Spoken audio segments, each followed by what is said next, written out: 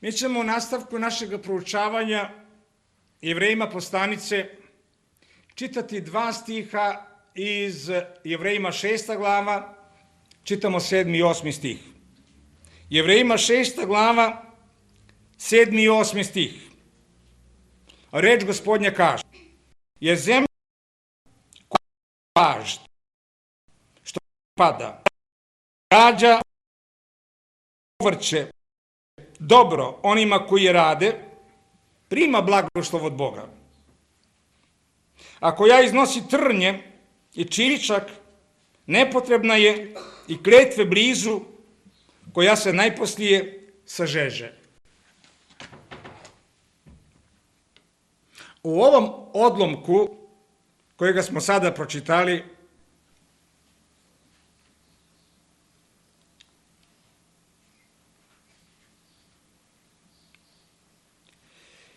apostol govori o 2 vrste ljudi koji pripadaju 2 različitim klasama.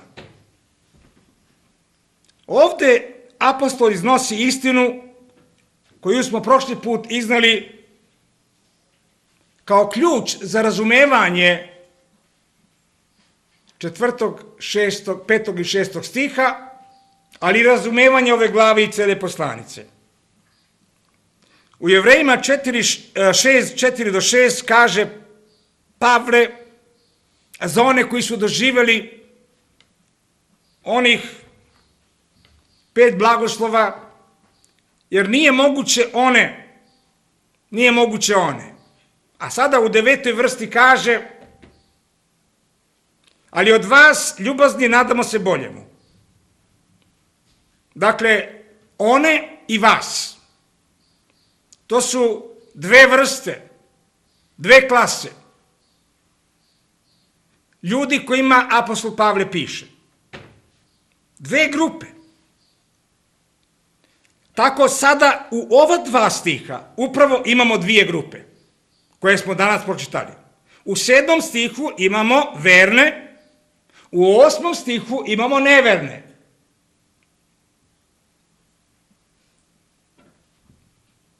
One je 8. stih, vas jeste 7. stih.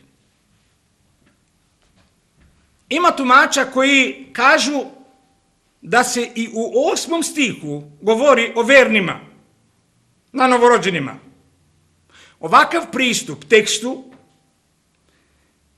krši svaki zdrav pristup tumačenja Svetoga pisma. Kada bi se u 8. stihu radilo o vernima, kako ćemo onda da protumačimo Gospodnje reči koje je rekao u Mateju 7:16-20? Po rodovima njihovima poznaćete ih. Da li se bere s trnja grožđe ili s čička smokve? Tako svako drvo dobro rodove dobre rađa, a zlo drvo rodove zle rađa. Ne može drvo dobro rodova zlih rađati, ni drvo zlo rodova dobrih rađati. Svako, dakle, drvo koje ne rađa roda dobra, sijeku i oganj bacaju. I tako, dakle, po rodovima njihovima poznaćete ih. Tako u današnjem tekstu imamo dobro drvo u 7. stihu i zlo drvo u 8. stihu. Oba ova drveta ili zemlje doživjeli su ono što smo proučili u 6. glavi 4. do 6. vrsta. Obe su grupe prosvetljene, ali jedna grupa je doživjela novorođenje, a druga je ostala samo na prosvetljenje. Obe su grupe okusile dara nebeskoga, ali je samo jedna jela i preživala život večni. Obe su grupe bile zajedničari, partneri Duha Svetoga, ali samo je jedna grupa doživjela novorođenje i zapečaćenje Svetim Duhom. I jedna je grupa postala hram Svetoga Duha. Jedna grupa je doživjela odnosno okusila dobre riječi Božje, a druga je i jela i preživala dobru riječ. I sada te dve grupe apostol spominje u 7. i 8. stihu. Kao ilustraciju onoga što je tumačio u 4. do 6. stihu. Ovoj drugoj grupi Gospod Isus bi kazao kao onom bogatom mladiću što je rekao: samo ti još jedno nedostaje. A to znači ostaviti sve, primiti Hrista i ići za njim. Prvoj grupi Pavle kaže: zato da ostavimo početak Hristove nauke i da se damo na savršenstvo. To govori u ovoj prvoj grupi, 7. stiha. To su oni koji su nanovo rođeni, koji treba da idu ka duhovnoj zrelosti. Prvoj grupi on kaže u 9. vrsti: ali od vas, ljubazni, nadamo se boljemu i što se drži spasenja. I za sve ovo apostol kaže: i ovo ćemo učiniti ako nam Bog dopusti. Da, to znači da duhovno rastemo, da zauzmemo našu obećanu zemlju, da uživamo život izobilja, a ovi koji su otpali, na kraju 6. stiha što piše, to su bili ljudi koji su prosvetljeni, ne na novorođeni, oni su otpali. Otpali su od privilegije da budu spašeni. Oni su se nazad vratili u judaizam. I oni su bili veliki sablazan za slabe hrišćane koji su bili na novorođeni. Tako da su slabi hrišćani zakržljeni duhovno, kolebali su se zbog njih i sad su se dvoumili šta da urade. I Pavlov cilj jeste: nemojte se obraćate na one koji su otpali. Njih je više nemoguće obnoviti na pokajanje. Ali od vas se nadamo boljemu. To ćemo idući put proučavati. Dakle, ovo su dve grupe Jevreja. Jedni na novorođeni, drugi samo prosvetljeni. Je zemlja koja pije dašt, što često na nju pada. U Starom Zavetu Izrael je nazvan Božji vinograd. Isaija 5. glava 7. i 8. vrsta. Njima je Bog slao svoje sluge, proroke i na kraju sina i apostole i mnoge druge. Matej 21, 35 do 37. Kiša o kojoj ovde pisac govori, Pavle govori, jeste simbol Božje riječi, Božje nauke. I sad to treba da pogledamo kroz cijelo Sveto pismo, ukratko da potvrdimo šta govori ovde kiša. U 5. Mojsijevoj 32.2 Gospod je rekao: neka se spusti kao kiša nauka moja i neka padne kao rosa govor moj, kao sitan dažd na mladu travu i kao krupan dažd na odrastu travu. Ili kako piše Isaija 55, 10. 11. vrsta: jer kako pada kiša ili sneg s neba i ne vraća se onamo i čini da rađa i da se zeleni i da daje semena, da se sije hleba, da se jede, tako će biti reč moja kad iziđe iz usta mojih. Neće se vratiti k meni prazna, nego će učiniti što mi je drago i srećno će svršiti na što je pošaljem. Gospod ovdje vrlo jasno govori da je njegova reč, njegova nauka kao kiša. U istom duhu govori Jezekilj 21.2, Amos 7.16. Ova slika kiše jeste divna slika. Kiša je nešto što čovjek ne može da proizvede. Tako i reč Božja nije čovekovog porekla. Reč Božja je božanskog porekla. Kiša pada odozgo. Tako i evanđelje koje mi propovedamo došlo odozgo, a nije od čoveka. Nije čovekov proizvod. To je nebeski dar. Od Boga. I kiša osvežava, pomaže živom semenu da raste. Kišu Bog daje. Zato kaže: sve je pismo od Boga dano. Preko Jeremije Bog pita: ima li među taštinama, među idolima u narodu koji da daje dažd, ili nebesa daju li sitan dažd? Nisi li ti to, Gospode Bože naš? Dakle, ljudi ne mogu da daju kišu. Idoli ne mogu da daju kišu. Kiša dolazi samo od Gospoda. Dakle, kišu Bog daje. Tu je potpuno suveren. Kaže u Amosu 4:7, a ja vam ustegoh dažd kad još 3 meseca bijaku do žetve. I pustih dažd na jedan grad, a na drugi grad ne pustih dažda. Jedan se kraj nakvasi, a drugi kraj na koje ne daždi posuši se. Dakle, Bog daje suvereno kišu. On daje na neke krajeve ne daje. Tako isto Božju riječ, on šalje evanđelje suvereno, on zna apsolutno mudro kome treba da se pošalje evanđelje. Gde god postoji glad za Božju riječ, Bog šalje Božju riječ. A tamo gdje ne postoji glad, tamo je suša. Kao što se dešava sa kišom. Zato je kiša ovdje fantastična ilustracija Božjeg evanđelja, Božje riječi. Tamo gdje su ljudi žedni, Bog šalje. U kontrastu Egipta, Bog je obećao Jevrejima za obećanu zemlju. 5. Mojsijeva 11. glava, 11., 12. i 14. vrsta, nego je zemlja u koju idete, da je naslijedite, zemlja u kojoj su brda i doline i natapa je dažd nebeski. Zemlja kojom se stara Gospod Bog tvoj, na koju su jednako obraćene oči Gospoda Boga tvojega od početka godine do kraja. Tada ću davati dažd zemlji vašoj na vreme, rani i pozni dažd. Rani dažd jeste u oktobru, jer u oktobru, Izraelu je u oktobru proleće.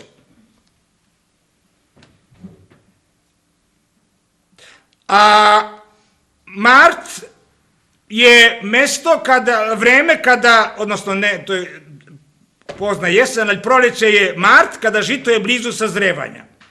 Ali između ova dva dažda, Bog daje mnoge druge kiše koje pada između ranog i poznog dažda. Psalam 65:10.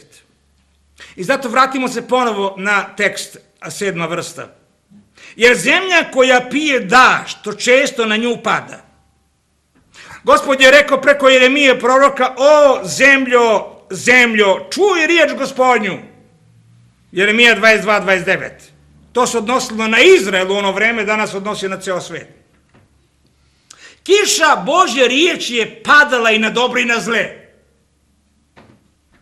I sada kaže, ova zemlja koja rađa povrće dobro onima koji je rade, ona rađa. Prva zemlja rađa. Ovo se odnosi na one koji su verovali, koji su slušali evanđelje i doneli su rod praktične pobožnosti. Jer zemlja koja pije dažd, što često na nju pada i koja rađa. Ova zemlja su pravi vernici koji su primili reč u srce. Što često na nju pada. Gospod Isus je propovedao Jevrejima, apostoli su propovedali Jevrejima, apostolovi učenici su propovedali. Svaki put kada čujete propoved, to znači da kiša pada sa neba. Duhovna kiša. Na nas ovdje 2 puta nedeljno pada kiša. I plus ono što čitamo kod kuće i što razmišljamo. Zemlja, kaže, pije kišu što često na nju pada. Ne samo da okusi, nego pije. I koja rađa povrće onima koji je rade. Ovdje je opisana naša odgovornost. Pavle napisao, ja posadih, a Apollo zali, a Bog dade te uzrast, dakle mi smo Bogu pomagači.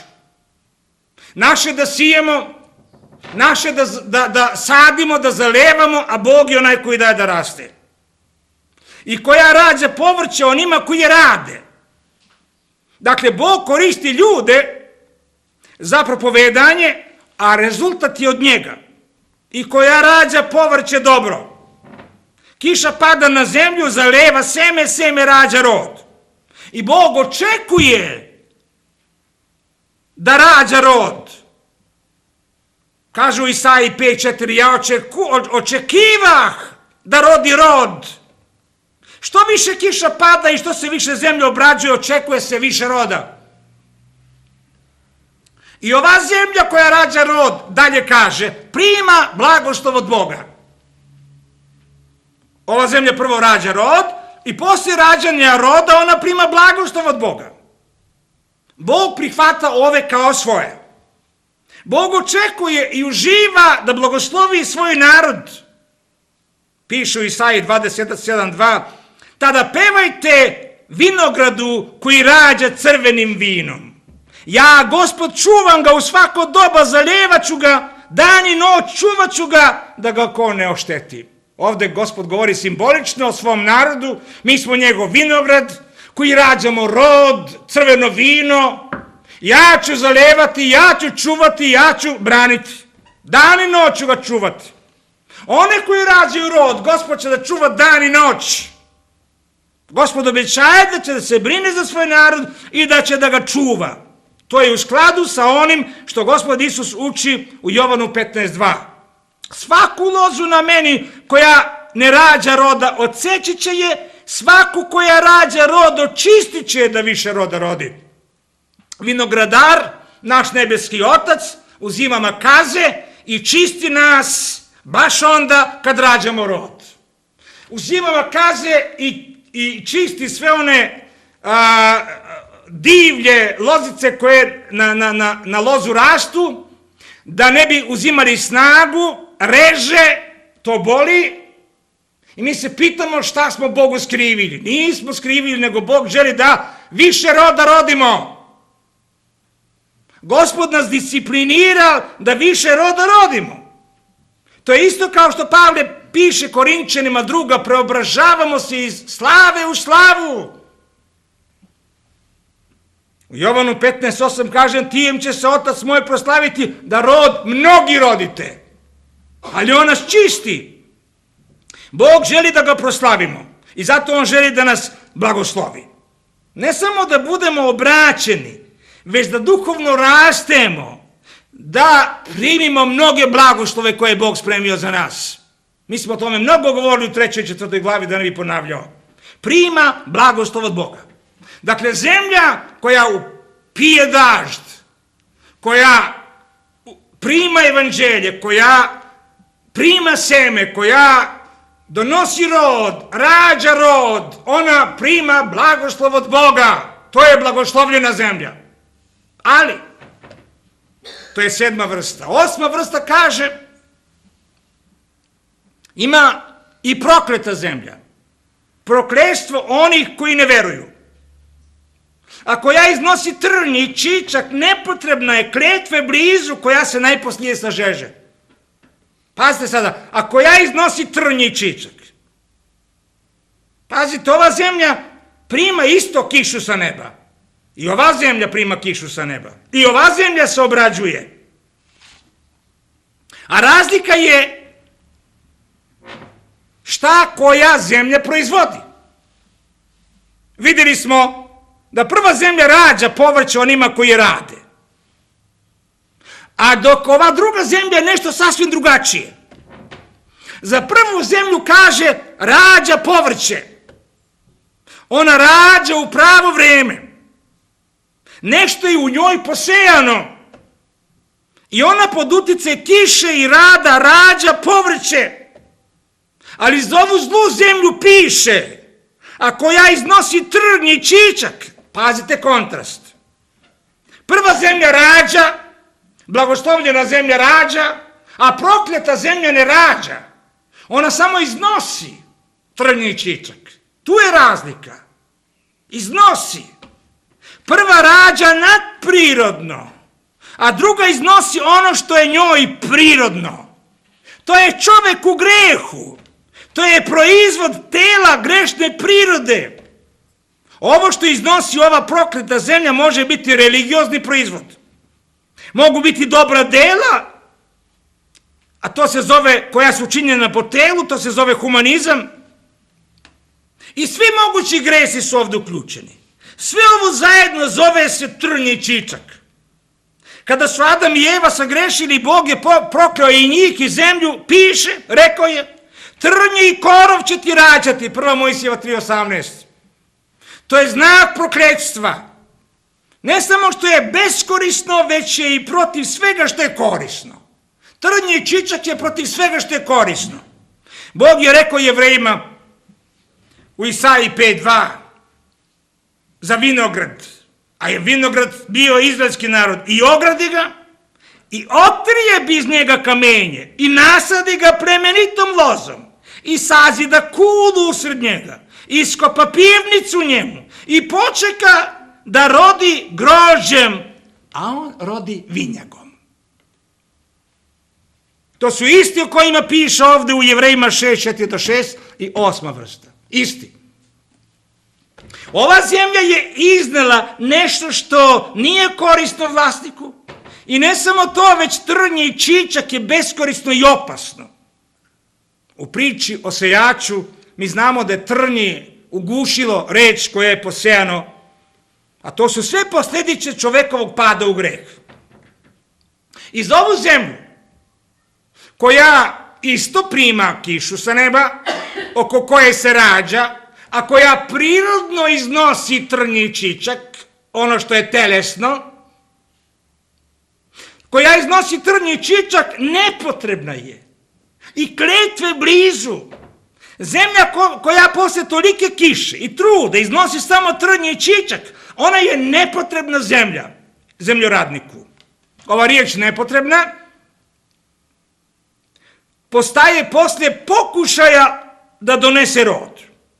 Gospod je rekao Jevrejima u Matiju 21.43, zato vam kažem da će se od vas uzeti carstvo Božje i da će se narodu koji njegove rodove donosi. Na crkvu se misli ovdje. Pošto su oni poslije toliko blagoslova odbacili Gospoda Isusa, on im je kazao u Matiji 23.38, eto će vam se ostaviti vaša kuća pusta. Na dan Pedesetnice Petar kaže onima koji veruju, spasite se od ovoga roda pokvarenoga. Dela 2.40. Taj rod pokvareni su oni koji su odbacili poslije dugo padanja kiše, poslije toliko blagoslova koje je Hristos donio i apostoli. Petar kaže vernima, spasite se od toga roda pokvarenoga. Oni rađaju samo trnje i čičak i zato je nepotrebna i kletve blizu. Ovo je u oštrom kontrastu sa prvom rodnom zemljom za koju piše i prima blagoslov od Boga. A za ovu drugu kaže kletve blizu. Dugo vremena je padala kiša na nju. Oko nje se puno radilo i šta je ona iznala? Trnje i čičak. I sada je blizu kletve. To znači da će skoro doći na ovu zemlju Božji gnev, Božji sud. I ja sam rekao da Pavle piše poslanicu 67. godine. Još 3 godine će doći Rimljani koji će da razore Jerusalim 70. godine. Oni će da budu Božji bić. I oni će da ispune Božju riječ, što je Gospod Isus Hristos kazao u priči o smokvi, za nerodnu smokvu u Luki 13.7. Onda reče vinogradaru, evo 3. godina kako dolazim i tražim roda na ovoj smokvi i ne nalazim, poseci je dakle zašto da smeta zemlji. 3 godine je Isus čekao da Jevreji rode i nisu rodili. Isus je prokleo smokvu na kojoj nije našao roda, Matej 21.19. I kaže na kraju, koja se najposlije sažeže. Kada na istoku zemljoradnik otkrije da jedan deo njegove zemlje posle mukotrpnog rada rađa trnje i čičak, on taj deo zemlje odvoji, ogradi i zapali ga. Zapali svu tu zemlju, da se taj korov ne širi na plodnu zemlju. Pavle je prorekao narodu jevrejskom da će to da im se desi u delima 28.25-28. I odmah posle ovog ozbiljne Hristove riječi su se ispunile koje je kazao Matej 22.7. A kad to ču car, nebeski otac kad je to čuo, svemogući Bog kad je to čuo, šta su Jevreji uradili? Kad to ču car, onaj raznevi se i poslavši vojsku svoju, a vojska njegova su bili Rimljani, i pogubi krvnike one i grad njihov zapali.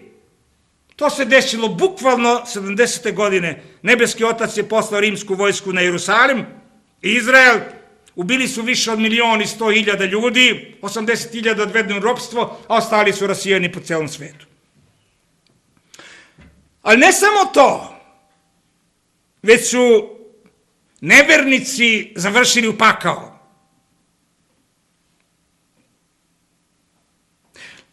Da pokušamo da primijenimo ovaj tekst. Zašto je Gospod Isus ispričao priču o sejaču? On je kazao u Luki 8.18, gledajte dakle kako slušate, kad je tu priču pričao.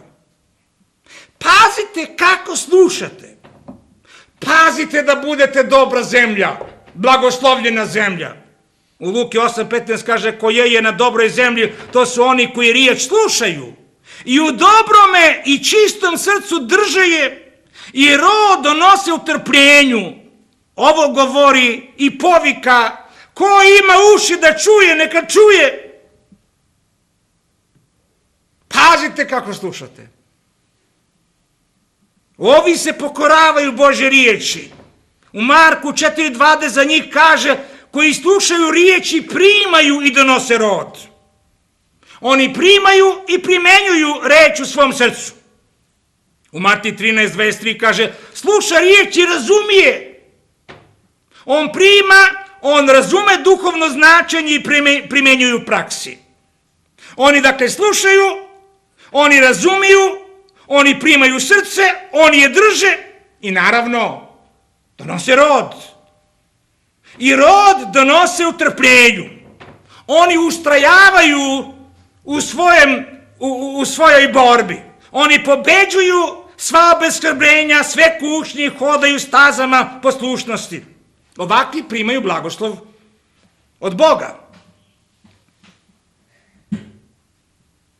I zato gledajmo, braći i sestre, kad slušamo evanđelje, da primimo u srce, da držimo i samo tako ono će da nikne i da rodi rod. Pustit će korenje. Ali ako posle slušanja izneše trnji čičak, za ovu zemlju nema više nade. Nemoguće je obnoviti na pokajanje. Kletva je blizu i najposlije se sažeže. Da se ponovo vratimo na lažne vernike. Iz priče o sejaču. Za one pored puta Isus je rekao, svakome koji sluša reč o carstvu i ne razumije, dolazi nečestivi i krade posijenu srcu njegovom. Matej 13.19. Vrlo je opasno ako slušamo, a ne razumijemo. A za seme na kamenu piše, ali na kamenu posijeno to je koji sluša reč i s radošću prima je. Matej 13.20. A u Luki 8.13 u istom semenu kaže Gospod, i ovi korena nemaju, koji za neko vreme veruju, a kad dođe vreme kušanja otpadnu. Za neko vreme veruju, privremeni vernici. Nemaju korena u sebi, u srcu nije doživeno oranje, duboko oranje, nije doživeno novorođenje. I kad dođe do nevolje, otpadnu. Samo prosvetljeni. A za one u trnje piše u Luki 8.14, a koje u trnje pade, to su oni koji slušaju. I otišavši, posle slušanja, od brige i bogatstva i slasti ovoga života zaguše se i rod ne sazri. Brige, slasti, želje za bogatstvom, guše reč, bez roda ostane. Nijedno od ova 3 semena nije obraćeno, odnosno na novorođeno. Sve što su iznali jeste trnje i čičak. A pravo seme, ono sluša, ono razume, ono prima, drži, pušta korenje i rađa. Ali lažni vernici su kao pečurke posle kiše koji brzo niknu. Ali pošto korena nemaju, rađaju trnje i čičak. Lažne vernike prepoznajete po tome da oni ne razumiju riječ. Oni nemaju korena. Oni se brzo zapale za Gospoda, ali tako se brzo isto i ugase. Oni žive samo od senzacija. Oni vole da slušaju priče i pričice i senzacije, a ne temeljito proučavanje Božje riječi. To su sve proizvodi tela. Nepotrebna i kletve blizu. Jevrejima kojima je ovo Pavle pisao imali su visoko mišljenje o sebi. Mislili su oni da su Božji narod. Nažalost nisu. Kada Bog nekoga spasi, on ima za njega plan. U ovom planu prva stvar je da smo nanovo rođeni. A poslije toga da otkrijemo Božju volju za nas i za naš život. I da ga proslavimo. A za lažne piše nepotrebna je, beskorisna je. Nema ništa opasnije kad čovjek živi bez smisla života. Takvi su beskorisni i Bogu i ljudima. Zato Petar piše vernima, 2. Petrova 1.10, zato braćo postarajte se da svoju službu i izbor utvrdite, da proverite stvarno jeste li djeca Božje, jeste li izabrani, jeste li u službi ušli.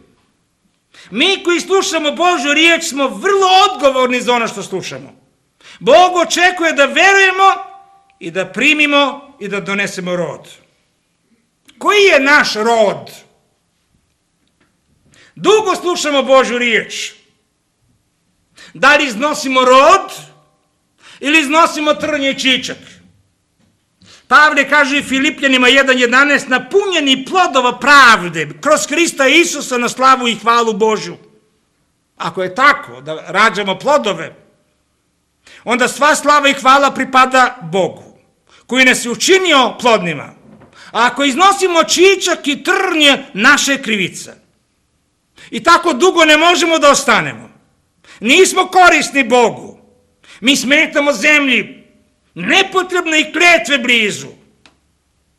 Mi ne smemo sebi dati mira dok nismo 100% sigurni u kojoj od ove dvije grupe zemlje pripadamo.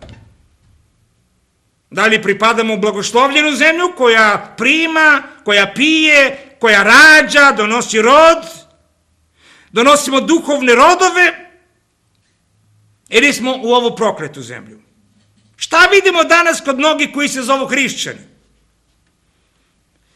Kod mnogih vidimo pokvarene želje, ponos, poklepnost, sve to trn i korov. Kako je strašno zvati sebe hrišćaninom.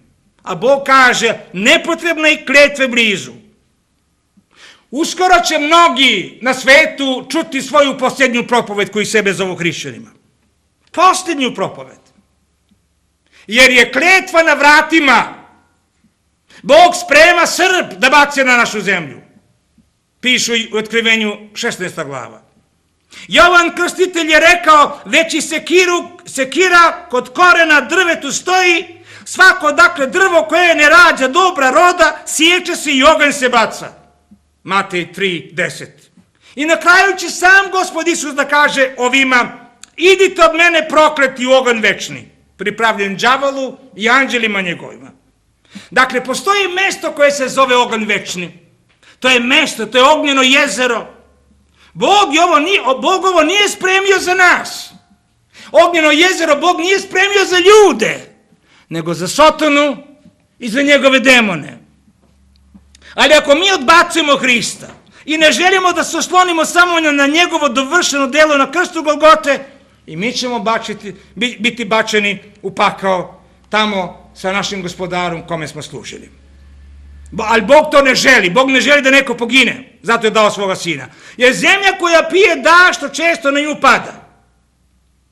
Koliko puta smo do sada čuli propovedi. Mi smo odgovorni za ono što slušamo. Gospod Isus je kazao Jevrejima u Matiju 23.37, Jerusalime, Jerusalime, koji ubijaš proroke, zasipaš kamenje poslane k sebi, koliko puta htjeh da skupim čeda tvoja kao koko što skuplja piliće svoje pod krila svoja i ne hteste. Ko je ovde hteo, ko ovde nije hteo? Zašto je Jevrejima kuća njihova pustela? Zato što je Hristos bezbroj puta zvao njih na pokajanje, zvao, sejao, željao da ih spasi, da blagoslovi, ali oni nisu hteli. On nije kazao niste izabrani, niste hteli, zato niste izabrani. Koliko puta ja hteh, ali vi ne hteste. I onda kaže, eto će vam se ostaviti vaša kuća pusta. Ovo se doslovce ispunilo. 2000 godina Jevreji su imali kuću pustu. Izrael je bio bez Jevreja. 2000 godina. Još nemaju hrana. Oni su i dalje pod 5. ciklusom discipline. Kako Božja riječ se ispunjava doslovce. I zato šta mogu drugo da kažem nego što kaže Gospod Isus, kojima uši da čuje, neka čuje.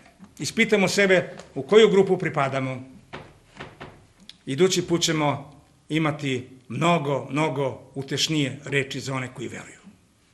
Zato sagnemo naše glave.